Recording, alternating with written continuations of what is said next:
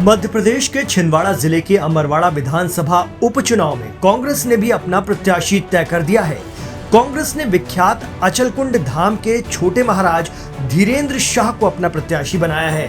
कांग्रेस ने प्रत्याशी चयन में देरी भले ही की, लेकिन अमरवाड़ा विधानसभा के उपचुनाव को अब रोचक बना दिया है।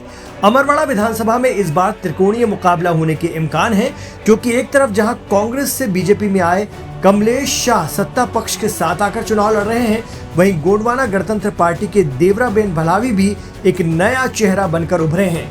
उस पर अब कमलनाथ और कांग्रेस ने जिस उम्मीदवार के नाम की घोषणा उपचुनाव के लिए की है, वो भी अपने आप में एक बड़ा नाम है। इस लिहाज से आदिवासी रिजर्व सीट अमरवाड़ा विधानसभा के उपचुनाव एक तरफा न होकर रोचक होते चले जा रहे हैं।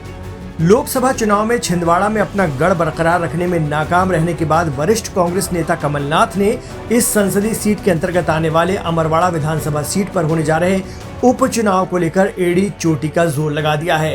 कांग्रेस से प्रत्याशी बनाए गए अचलकुंड दरबार के छोटे महाराज धीरेन्द्र शाह का पर्चा दाखिल करने के लिए मध्य प्रदेश कांग्रेस कमेटी के अध्यक्ष जीतू पटवारी और नेता प्रतिपक्ष उमंग सिंगार अमरवाड़ा पहुंचे थे। भव्य नामांकन रैली में हजारों लोग शामिल हुए, लेकिन पूर्व मुख्यमंत्री कमलनाथ के इस गढ़ में खुद उनकी और पूर्व सांसद नकुलनाथ की गैर मौजूदगी चर्चा का विषय बनी रही। आखिर छिंदवाड़ा जिले के उपचुनाव में कमलनाथ और नकुलनाथ अब तक कहां हैं, इस बारे में चर्चाओं का बाजार भी गर्म रहा। कांग्रेस प्रत्याशी ने आखिरी दिन पर्चा दाखिल किया, लेकिन कहा जा रहा है कि धीरेन्द्र शाह के रूप में कांग्रेस ने मजबूत उम्मीदवार उतार दिया है। आपको बता दें कि आदिवासी समाज में अचलकुंड दादा दरबार का दबदबा और सम्मान है। कांग्रेस के प्रत्याशी धीरेन्द्र शाह आदिवासियों के प्रमुख दरबार अचलकुंड के छोटे महाराज हैं। अचलकुंड दरबार की मान्यता अमरवाड़ा और हरेक क्षेत्र के आदिवासियों के अलावा ही जिले भर के आदिवासियों में है, जिसका असर इस बार उपचुनाव में देखने को मिल सकता है। जिस तरह से लग रहा था कि कांग्रेस अमरवाड़ा के चुनाव में वॉकओवर देती नजर आ रही है, लेकिन ऐसा नहीं हुआ। कांग्रेस ने आदिवासियों के बीच का एक युवा चेहरा मैदान में उतारा है, जो राजा कमलेश शाह को इस उपचुनाव में बेहतर टक्कर दे सकता है। अचलकुंड दरबार का प्रत्याशी कांग्रेस पार्टी ने दिया है। जहां तक प्रदेश के कार्यकर्ताओं को अगर ताकत देगा, प्रदेश में बदलाव लाएगा, सरकार जरूर बीजेपी की रहेगी, पर नकेल कसेगा तो अमरवाड़ा कसेगा और कांग्रेस सरकार बना के, कांग्रेस का विधायक बना के कसेगा। 100% अमरवाड़ा के परिवार के लोग कांग्रेस और हाथ के पंजे को समर्थन देंगे।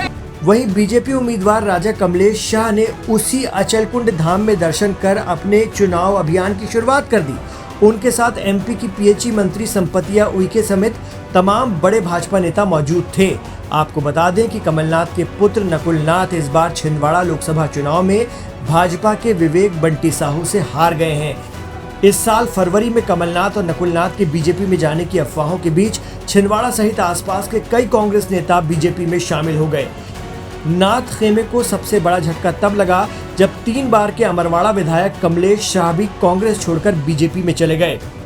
अमरवाड़ा को राजा कमलेश शाह परिवार का गढ़ माना जाता है। राजा कमलेश शाह इस सीट से लगातार 3 बार विधायक चुने गए हैं। उनके परिवार के सदस्य पहले भी विधायक रह चुके हैं। वो एक मजबूत आदिवासी चेहरा माने जाते हैं।